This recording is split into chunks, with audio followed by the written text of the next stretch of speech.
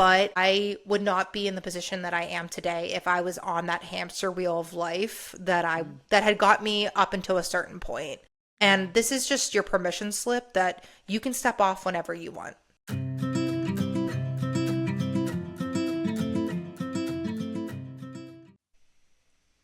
Hello and welcome back to the Push Pause to Heal podcast. On this podcast, we explore health from the inside out, starting with foundations, connection, and the conditions that allow the body to heal. Today we have a very special guest, a good friend of mine, Dr. Alaina Puff.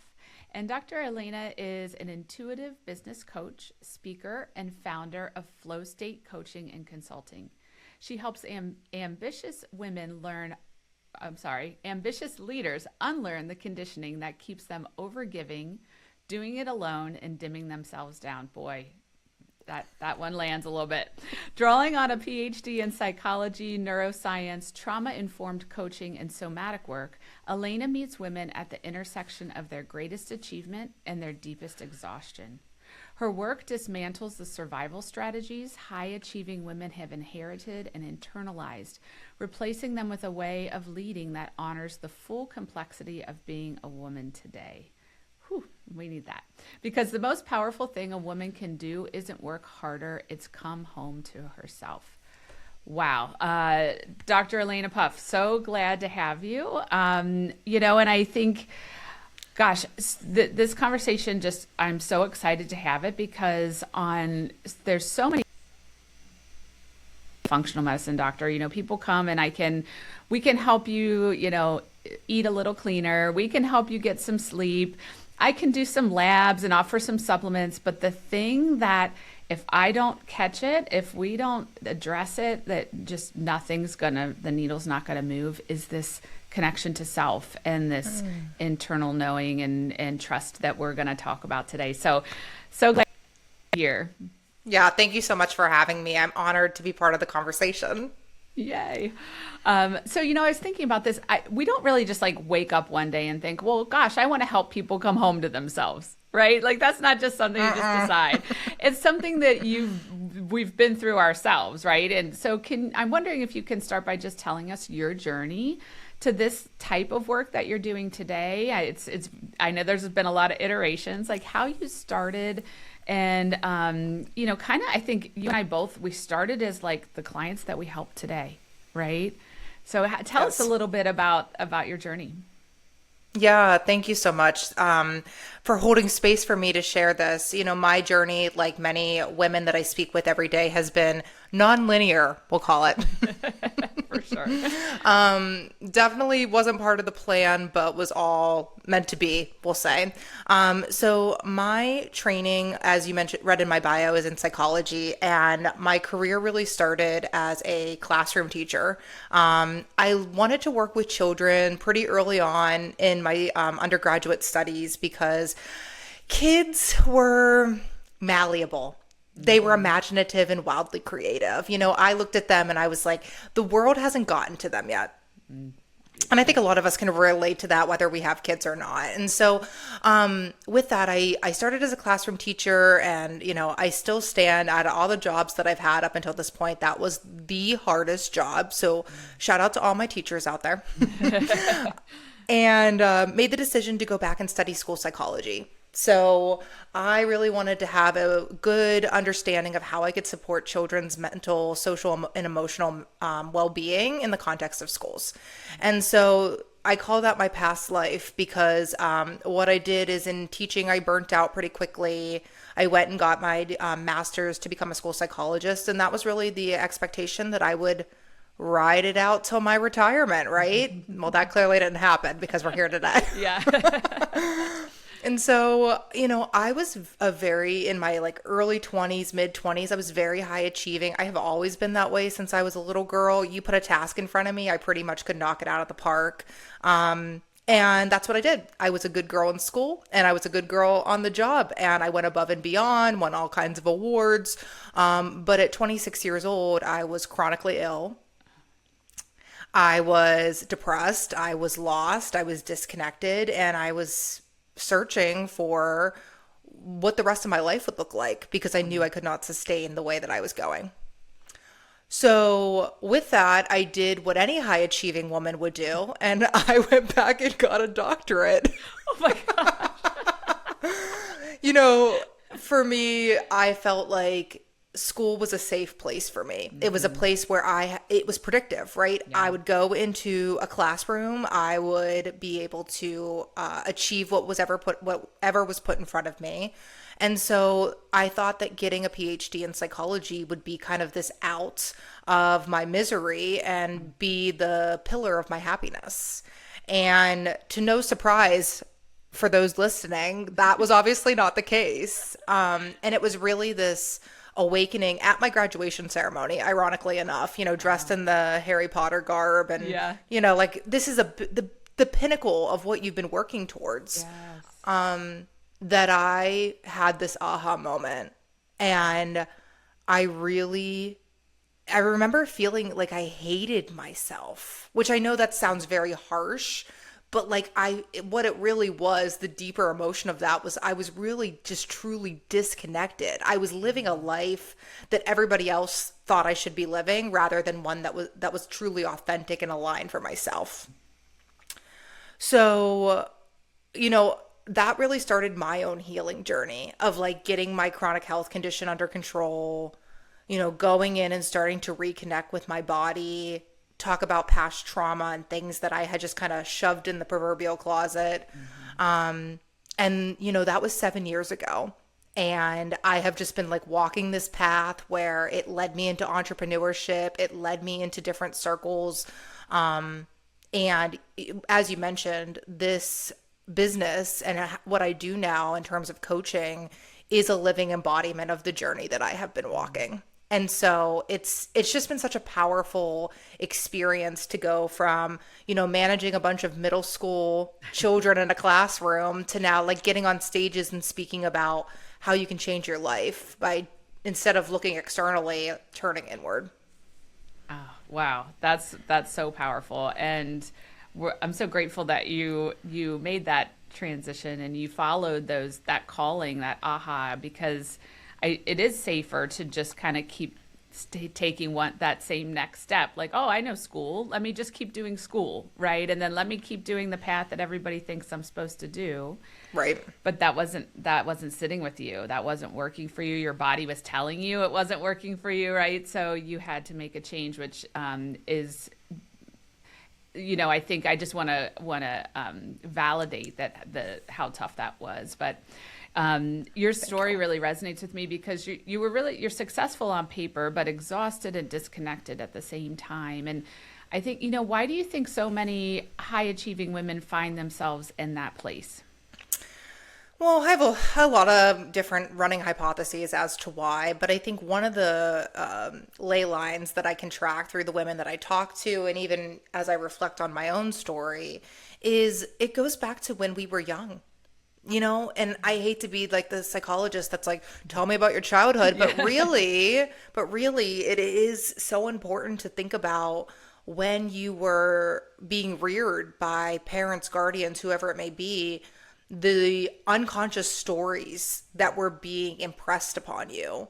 For me, I was the first person in my family to go to college. And education from an early age was positioned as this an out of getting out of poverty, getting out of addiction cycles, getting out of generational trauma. Like it was like, if you pursue this, you will find success. And so I literally did what I was told. And to me, when I think about where I was throughout my journey, I thought I had more agency than that. I thought I was like more autonomous in my decision making. Yeah. But as I've continued to unpack deeper and deeper into myself, I'm realizing no, these were like unconscious narratives that were playing in the back of my mind that were informing my decisions.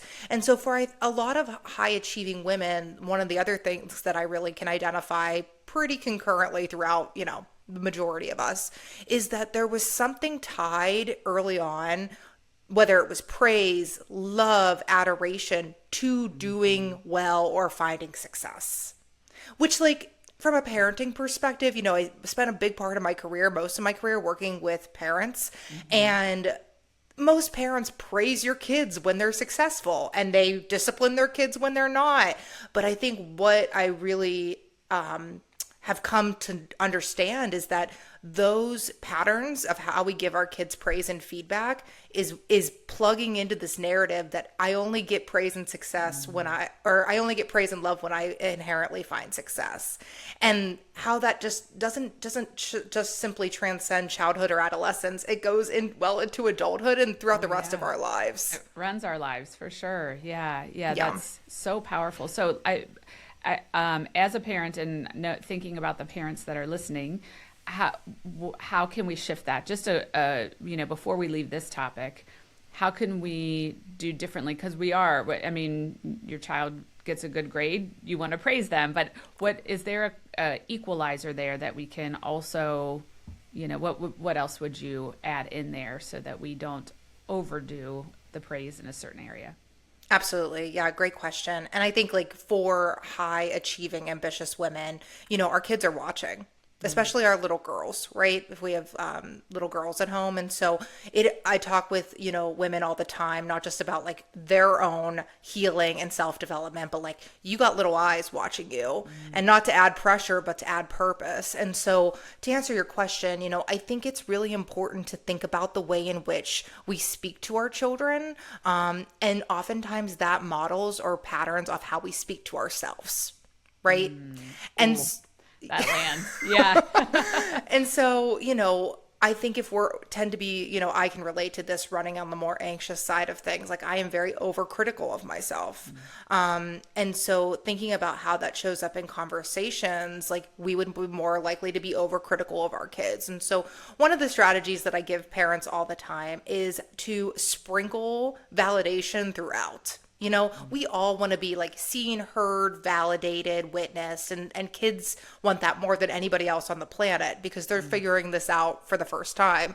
And so I tell parents, like, instead of, they come home, they get an A+ on their test, instead of just blowing that up and making it seem like, oh my gosh, you did so well, find other ways to give your kids validation and feedback. I love using the technique where you praise just effort.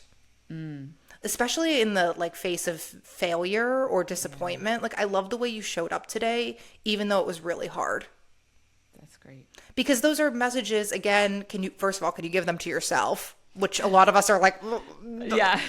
And so by being able to be more intentional about your thinking patterns and the way you're speaking to yourself, that will inherently transcend to the way that you speak to your children, your spouse, your supervisor, all the things. Yeah. Oh, that's so good. And I think, just one thing I try to, just enjoying the child just as who they are, not what they're doing.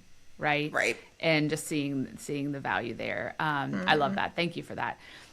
So you talk about reconnecting with the wisdom that we hold in our body. Can you tell us, like, what does that actually look like in day-to-day life?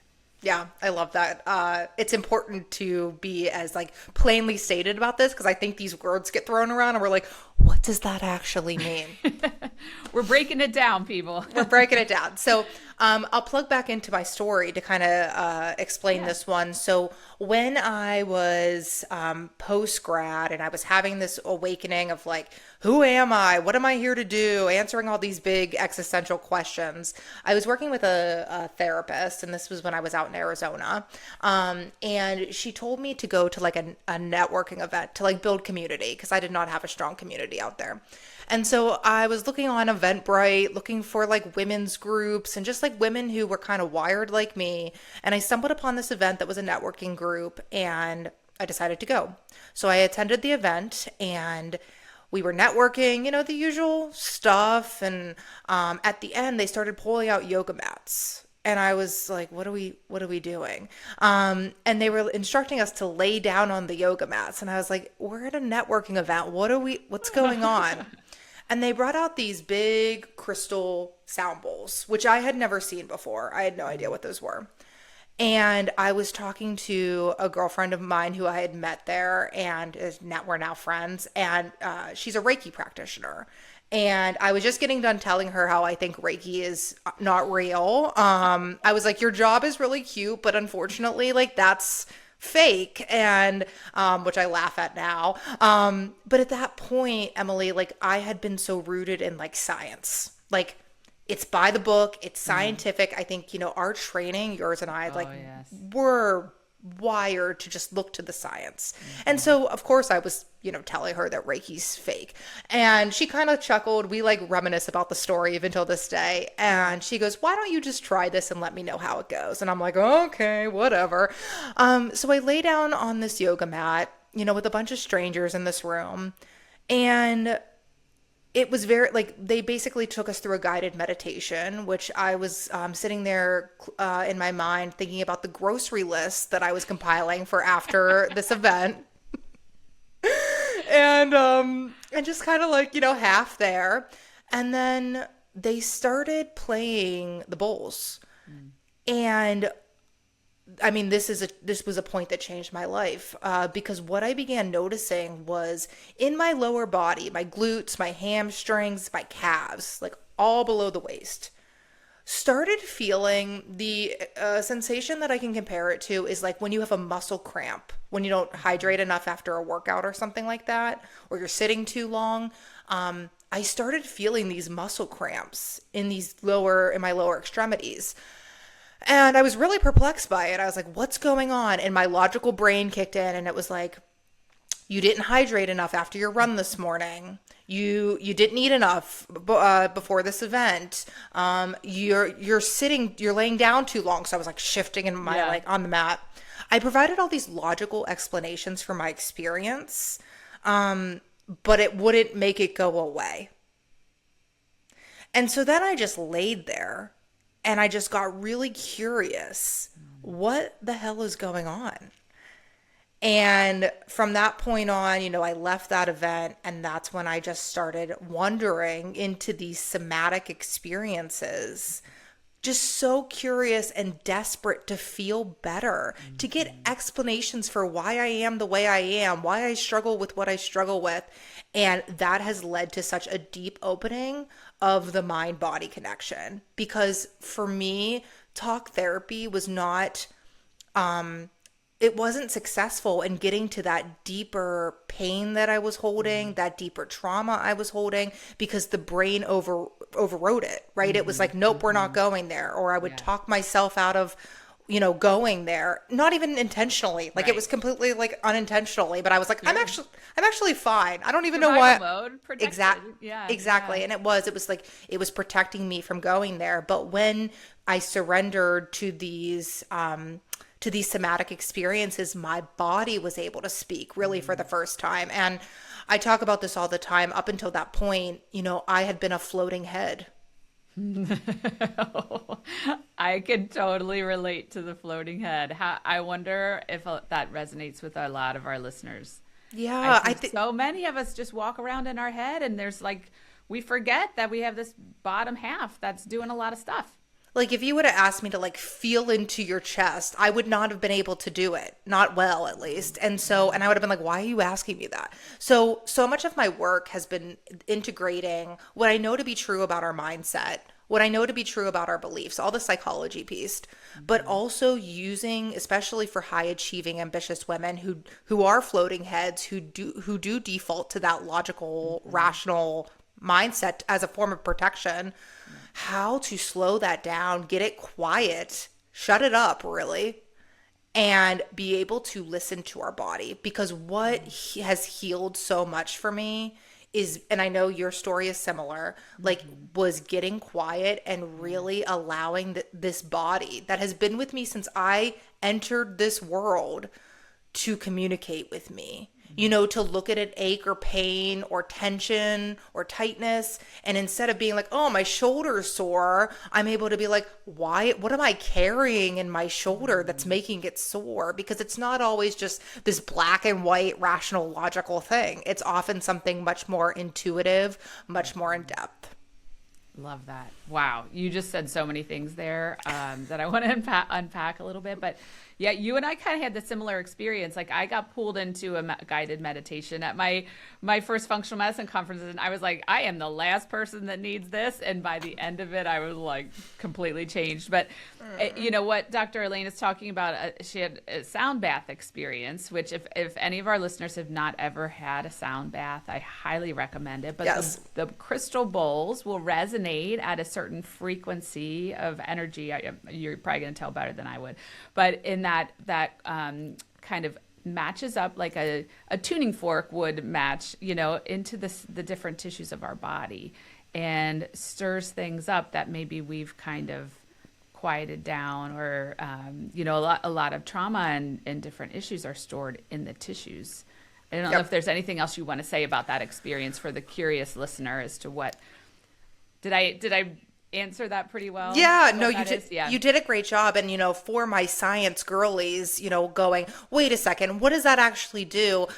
There was actually a pretty significant research study that just came out a few weeks ago that they're actually using sound healing to treat cancer patients because they're seeing a reduction in the cancer cells by just having exposure to these different sound frequencies. So this isn't just made up magic stuff. This is like real evidence-based backed modalities that have the potential to heal. And I think that makes me so excited because I think when I went to that event, I was very hard to reach. You have to meet people where they're at. We talk about this all the time in the therapy world. Like, you have to meet clients where they're at. And I think being able to point to something and say, look how this is healing and helping people. There's a propensity or openness to be like, I'll try that. So that's something like I use sound bowls in my practice now with my clients, and just being able to, again, get them kind of out of that mindset of using logic and reason to explain everything, and really allowing them to just listen and receive. I love that. Yeah. It's, and that it's funny that the thought process you had initially going into that when the yoga mats came out and you're like, there's no science, this is ridiculous. And now you're finding you were open to curiosity about what is happening. And now you've found there is actually science to all of this stuff going on. So I love that, how it's come full circle. So can you talk a little bit, this term gets thrown around and I think it's really spot on, but I don't think we always know what it means. To talk about what is a dysregulated nervous system, and maybe how might somebody even know or tap into, like, do I have a dysregulated nervous system? So I'll let you run with that one. Yeah, I have lots to say because we see, again, to your point, we see this thrown around online all the time. The first thing that I want to demystify, because I think this is a narrative that has been kind of taken by the media and like social media in particular, is that a regulated nervous system is not you just being calm all the time. So if we think about if we're keeping the goal in mind of like, what are we working towards? Having a regulated nervous system doesn't mean when your toddler is throwing things at you from the back seat while you're driving, you're up there like, no, that's not what we're working towards, because that's not realistic, right? No, not at all. So the way that I look at it is, keeping the goal in mind, the regulated nervous system is not the ability to stay calm when stressors, triggers come up, but it's the ability to build the threshold of what you can tolerate, knowing that there will come a point where that threshold is broken.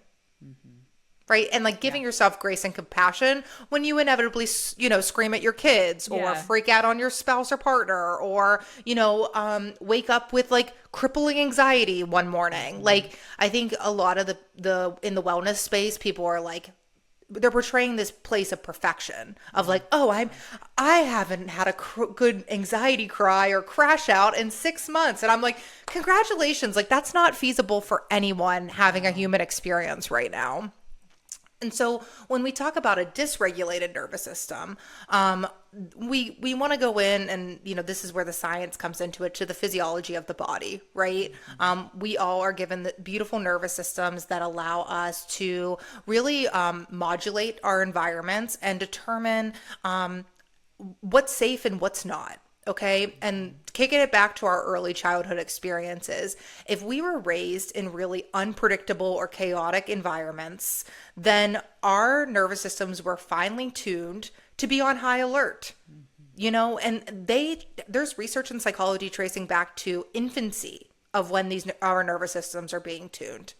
And so again, if you're not like aware of it, you just think that's how everybody is. But what it is really it's modulating us to our environment. If you grew up in a really predictable, stable, consistent household, your nervous system was really insulated to do well in those conditions. And so just like what we spoke about earlier, when our nervous system is being finely tuned in these early years, that goes and transcends not only childhood, not only adolescence, but well into adulthood. And so when we think about what that looks like for adult women, let's say, who are, high powered in their career, successful on paper, a dysregulated nervous system, the way I explain it, is your threshold is lower for distress. Your ability to regulate and modulate stressful or triggering experiences is you got this much window versus maybe somebody with a more regulated nervous system, they got this much. And so what that looks like is, being like things that I see in clients of a dysregulated nervous system is having crippling anxiety, depression. I mean, a lot of the mental health stuff that I was trained to diagnose is a byproduct of a dysregulated nervous system. And this is where like I kind of towed away from more of a traditional therapy practice and moved into like this more holistic place because in modern psychology, they don't put as much weight on the understanding of how the nervous system informs these things. So it's like an acknowledgement, but it's also like, we're not going to spend a lot of time working on that because we're going to keep it right up here. We're going to keep it right up here in our brains. And we're already too much up there in our brains. Exactly. And that's why women come to me all the time, Emily, and they say, I've tried therapy and it didn't work. I tried talking to somebody and it didn't work. And it's like, well, yeah, they're meeting you at the place that you need to really get away from and again, get into this more bodily sensations and understanding of what's going on. And so again, I think if you're struggling with anxiety, depression, if you're struggling to just feel calm in your body, like what I describe is like crawling in your skin, or feeling really foggy and disconnected, these are all signs that your nervous system is probably on fire, and just really dysregulated and uncomfortable. Yeah. It's the first step in the process is recognizing that, right? And again, for me, bringing it back to my own experience, I thought a dysregulated nervous system was baseline for living. I didn't know that it could feel any different, right? And so when I laid on, yes. And so when I laid on that yoga mat and I felt what it was like to be calm, and you were in that meditation and you felt something different, that was the aha of, oh my gosh, I have been living out of alignment or incongruent with how I want to be. And I want to chase, I felt like almost like I chased that feeling. I was like, I want more of it. I want more of it. Yes. Yeah. And that's so great explanation there. And I think, aside from it feels better when we're regulated and we have more agency or control over our reactions and our responses to what's happening in our environment, which is all amazing. Why else would it be important, to find regulation? Maybe from a body standpoint, or Yes. Why is this something we want to strive for?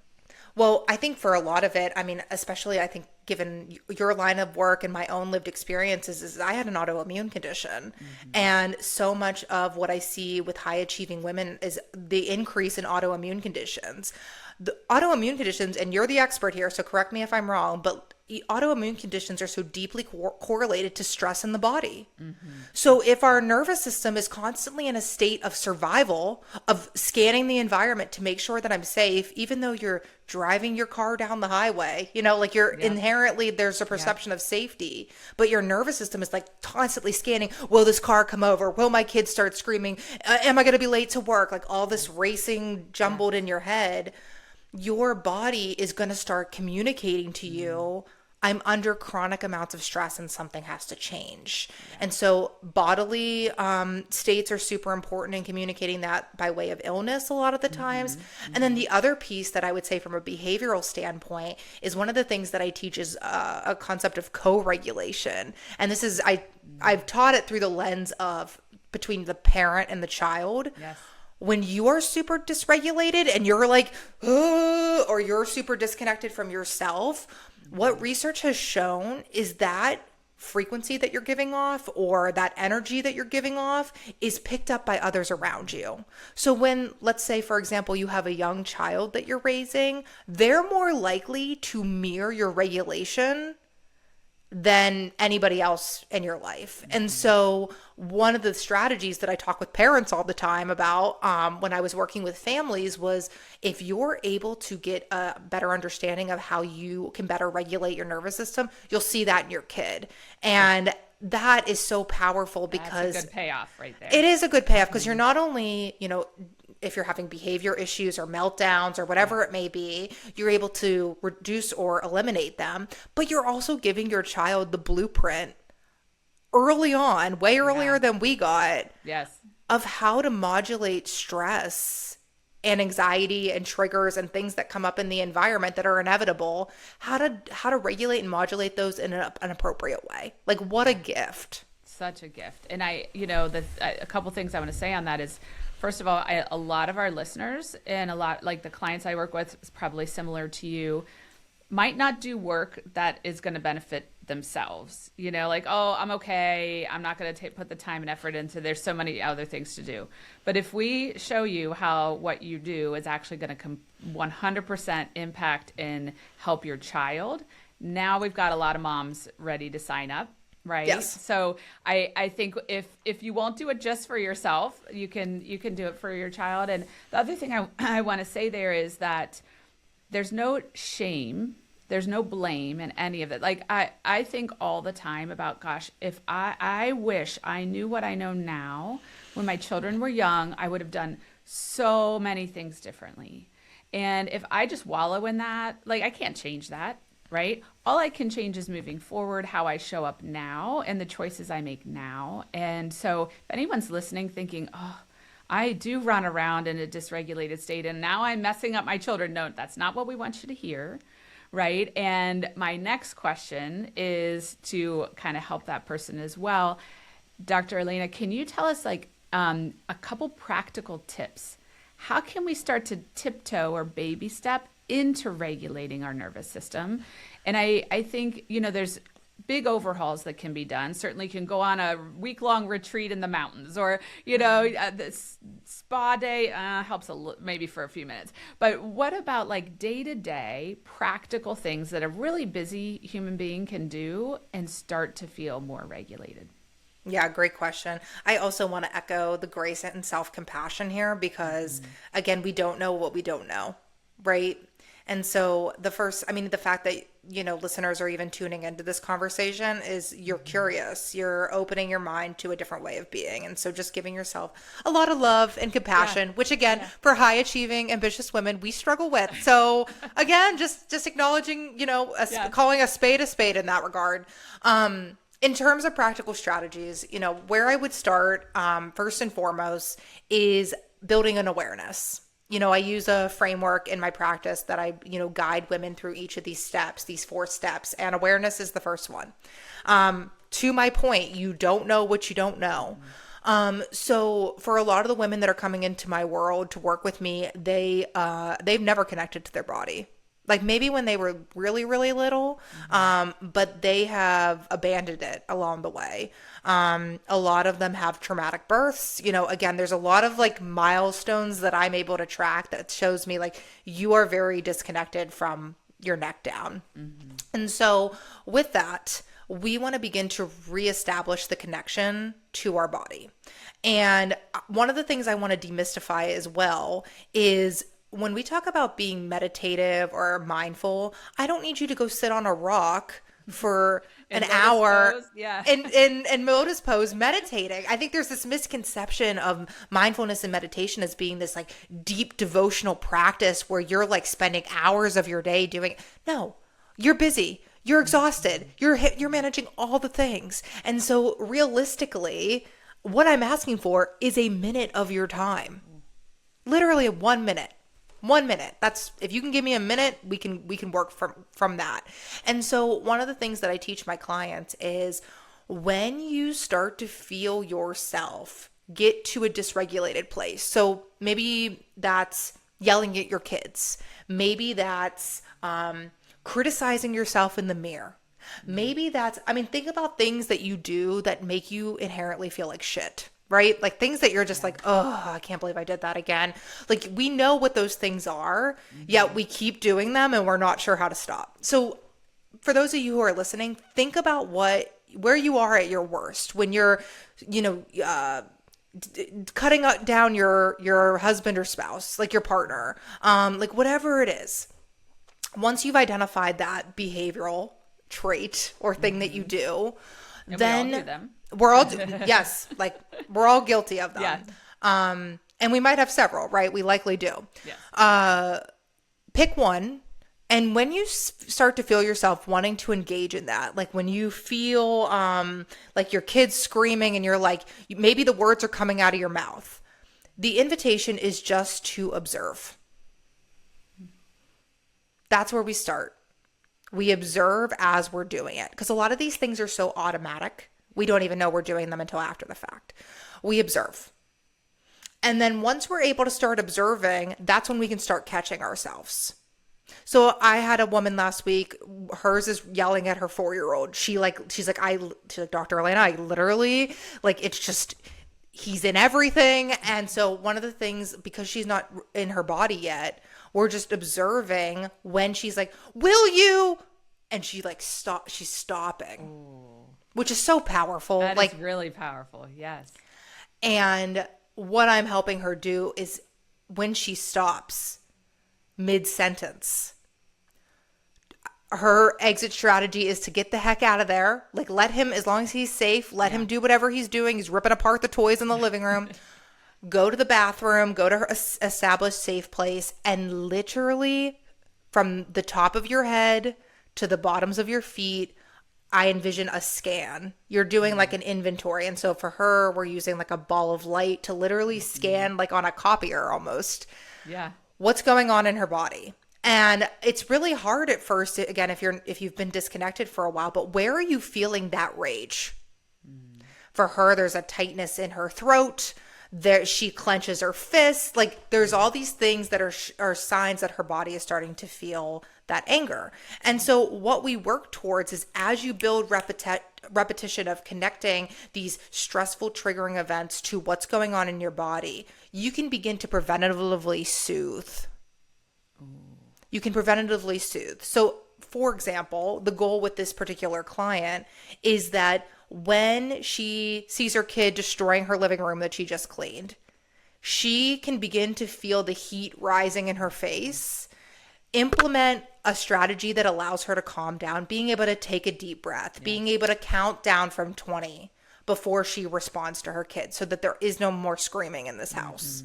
That's not going to go, like, her kid dysregulating her is not going to change. Like, that's what our kids are here to do. They're here to like help us deepen in our own wisdom and regulation. And so, but her ability again to modulate that within herself is what we're working towards. And I think that again, she's got a little boy that's sitting here watching her do this, and like what a gift. That's beautiful. Wow.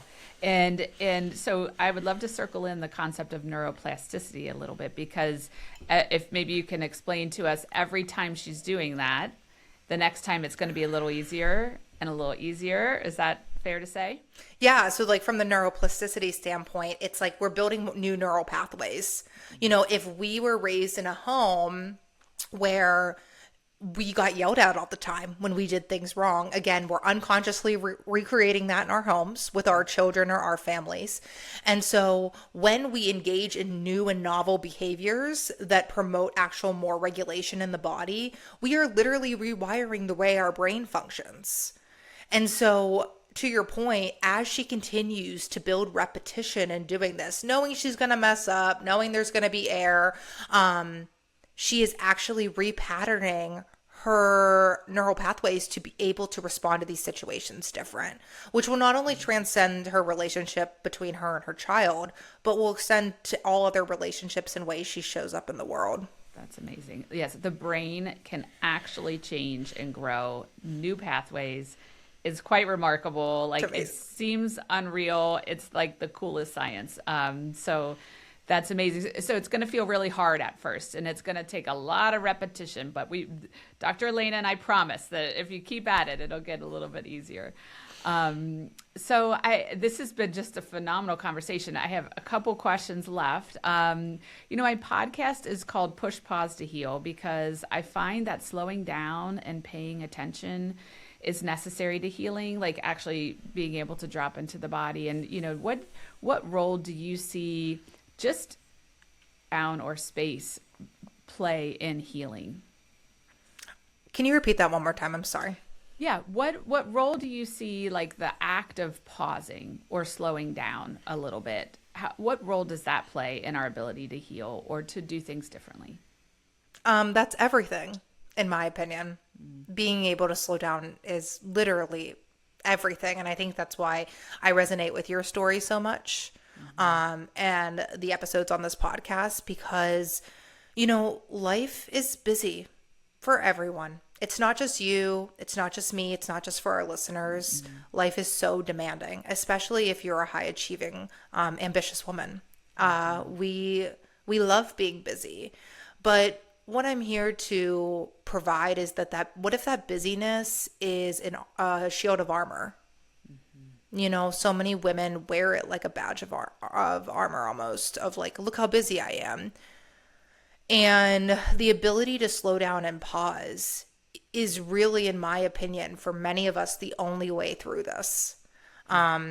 Continuing to keep the booked calendars, the full days. I mean, even our children, booking them like in, families right now, if you have your kid in more than 2 extracurricular activities, come talk to me. Like, there is such a cultural and societal phenomenon of like overbooking. And I think that busyness, my goal and how I position my work is really to get away from that, because I think there's so much power and medicine in just being able to be with yourself. I can even share from my perspective of, making this transition around primarily working with children, families, and now working more into this women's space.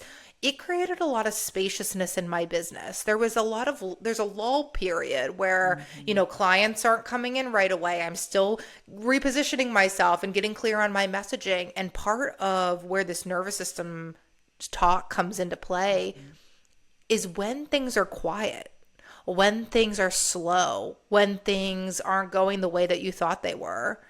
How can you tolerate that and trust that, you have the ability to navigate the busy seasons and the slow ones? And for a lot of us high achieving women, we feel really uncomfortable when things are slower paced, when there's a lot of space, because we have built our identities around being busy and successful. And so I just want to, like, anyone who's listening who resonates with that, I just want to give you so much compassion, because it's a journey that I'm still walking. I'm sure you're still walking as well. Yes, absolutely. Like, I don't think it ever fully goes away, but I would not be in the position that I am today if I was on that hamster wheel of life that had got me up until a certain point. And this is just your permission slip that you can step off whenever you want. You really can. Like, you literally can step off whenever you want, and know that you will be met on the other side with a community who has done the same thing. That is awesome. It's so funny because when you were talking, I wrote down hamster wheel. That was the thought that came into my mind. Being on it, I remember back when I was in primary care, like literally just every moment had to be a quick step to the next moment and the next moment and the next moment. And the idea of slowing down, if you feel like you're going to fall flat on your face, right? Yes. Yeah. And so, but I think that what I would invite, and I think you would likely agree, is just a hint of slowness. And I also love that you brought up the booked calendar, because there's if we keep booking ourselves out of it's kind of a wounded place, right? We book ourselves because it feels good to have like that productivity, so to speak, in our calendar. If we can just maybe you just open up 5 minutes in your calendar for yourself for slowing down. Maybe you just start to say no to one event that doesn't serve you. You don't have to overhaul everything. While that can be wonderful, if that's It's not for everyone. no, and it can be scary, right? Yeah. So if you baby step into it and you start to feel okay with what does it feel like for that 1 minute to slow down, like Dr. Alaina mentioned, oh, can I extend that to 2 minutes? Or on my lunch break, can I take and actually maybe go outside and breathe the fresh air? And then how can I feel okay with 10 minutes? And we just keep expanding, and you'll start to feel safer and safer in that slower Yes. space. Yeah. I know it can feel really, this is the hardest work I ever ask my patients to do. Really. It's Same. so scary and so hard, but we promise that healing is on the other side, because that hamster wheel state, that dysregulated state is harming the body. It's a place that we can't continue without some wear and tear starting to take root. So this has just been an excellent conversation. Thank you so much. I wonder if you have a favorite way that you like to push pause. How do you slow down? Because I know you're very driven. You and I get along because of that. I think we see that in each other. Yeah. Yeah, I think one of the things that I have found most helpful, and I love the point around just starting with literally a minute. Like, go put yourself in your closet without your phone. And that's really where I started. I would set a minute timer on my phone and throw it in the other room and go like stand in my bathroom in the middle of the workday and just be like, and it was so uncomfortable, like, because I was like, I would hear emails coming in and I'd hear my Teams messages going off and I'd be like, oh, I gotta get back. And I just made myself stand there like I was in timeout again, like a little girl. And then eventually, that led into me taking a deep breath in that minute. And then to your point, it expanded more and more. And so one of the things that I love to do, and, this is obviously weather depending throughout the year, but like there is so much peace in nature. And so, one of the things, like in my 20s, I got really into hiking. I didn't grow up really spending a lot of time outside. Like, I played in the street with my friends, but like that was the extent of it. But I got really into hiking, and I just thought like it's great exercise. I get to go cool places across the country, those kind of things. But as I did this work, I really came to understand that was my unconscious way of meditating. When you're outside, and even when you're walking, running, there's actually research that shows that you're bilaterally stimulating your brain. And by bilaterally, so across the left and right hemispheres, by bilaterally stimulating your brain, that actually is a strategy to regulate your nervous system. So one of the things that I've been doing a lot, especially when the weather is nice, is walking. It's just walking. Like, we can all do it, right? Yes. Like, in theory, we can all get out. You can take your kids, you can take your dog, you just walk. And just by doing that, it not only bilaterally stimulates your brain, but it releases all kinds of juicy endorphins that make you feel good. And the other thing that I've really been getting into when I don't have the spaciousness to walk, or, I'm short on time, is kick your shoes off, go outside and put your feet in the grass. Yes. Put your feet in the dirt. Feels so good. And, the first time I asked a client to do it, she was like, what? Like, ooh. And I was like, no, literally, you probably haven't done this since you were a kid. Yeah. But the intention there is really, I talk about this all the time in my work of shared humanity. We're all living our own lives. We may know each other, we may not. But I truly believe that we're all connected in one way or another. We're all here during this time. And so when we're in our heads, or we're having a lot of anxiety, or we're stressed, we kind of just stay up in our heads and we don't think about anything else besides what we're struggling with. And so I love this grounding technique of going outside, putting my feet in the grass, and imagining roots coming out of my feet, connecting me to the same planet that you're on. Oh. And reminding me that whatever the heck is going on in my world is just that. It's just this blip on the radar compared to what is actually happening all around me every single day. And that shared connectedness is so powerful, at least for me, to be really able to feel like I'm not alone. This won't last forever. And I'm part of something bigger than myself. And for me, that has been like the ley line of my entire career, is that I'm part of something bigger. Like the crappy email I have to respond to, I'm part of something so much bigger than that. And by returning back to that purpose or that why or that bigger connected mission, I am able to regulate so quickly and kind of let those things go and know that I'm on the right path.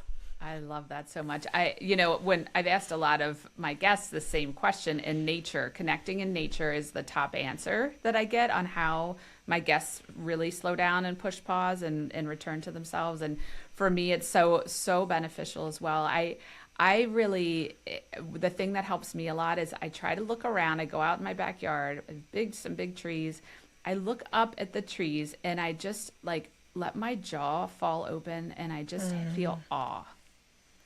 And when you're in a moment of awe, if you can find something, and I would argue that if you can't find awe in nature, then, keep trying, because it's really there. For me, it's become pretty easy.